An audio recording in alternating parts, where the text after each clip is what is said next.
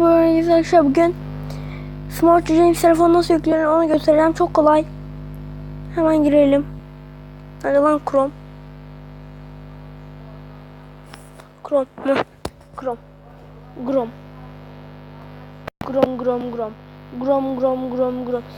İşte Chrome'a giriyoruz, sonra Android Oyun Club yazıyoruz. Ondan sonra Smart Dreams, yani Android Oyun Club, Smart Dreams APK yazıyoruz. Çıkan ilk indirme şey, neyse ben anlatmayayım, hemen göstereyim size. Üşendim anlatmaya.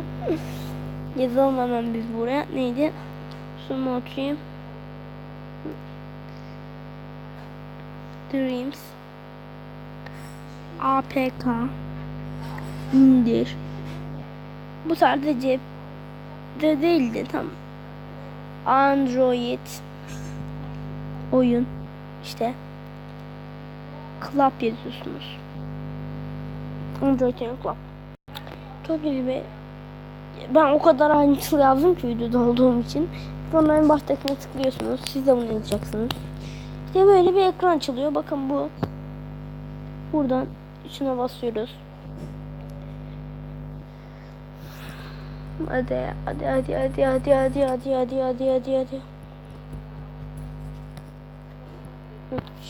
Short URL de bizi bir yere açacak. Kısa URL linki. İşte bittikten sonra bakın bize bir tane korsan siteye yönlendirecek. Biz buradan çıkıyoruz. Bu bir reklam. İndirme bağlan. Şimdi AliExpress'ten yiyeceğiz. İnşallah yemeyiz. Çık. İşte. Girince AliExpress kesin çıkar ama çıkmaz. İşte arkadaşlar. Orada size AliExpress'in uygulamasını yönlendirebilir. Tekrar çıkacaksınız. Tekrar indirme bağlantısına gideceksiniz. Böyle bir sayfa açılıyor. İndire tıklıyorsunuz.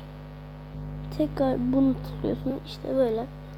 Tamam diyeceğim. Bakın bende yüklü olduğu için yeni dosya oluştur diyeyim.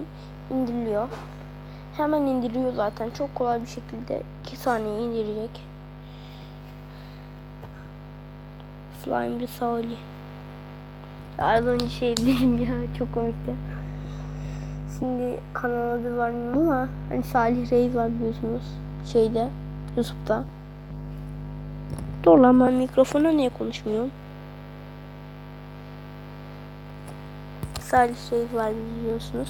Smart Dreams yüklenmiş bende. Böyle size bu çıkmayacak. Ben bir tane daha indirdiğim için kur diyeceğim. Bana da yüklenmeyecek. Bakın yüklenmeyecek. Uygulama yüklenmedi yazacak. Size yüklenecek. Oha, nasıl yüklendi lan? Bende vardı zaten. 2 tane Smart Dreams'im oldu. İşte böyle yüklüyorsunuz. 2 tane olmadan bir tane oldu. Gördüğünüz bu sizin uygulama indirmenize gelecek. İşte Smart Dreams'e böyle giriyorsunuz. Players 1 diyelim. Biz nereye atacak ha?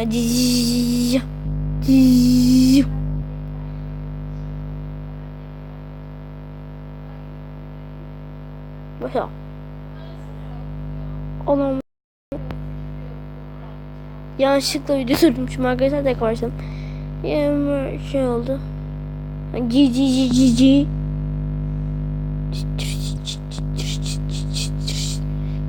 Çıldır Hatice. Çıldır.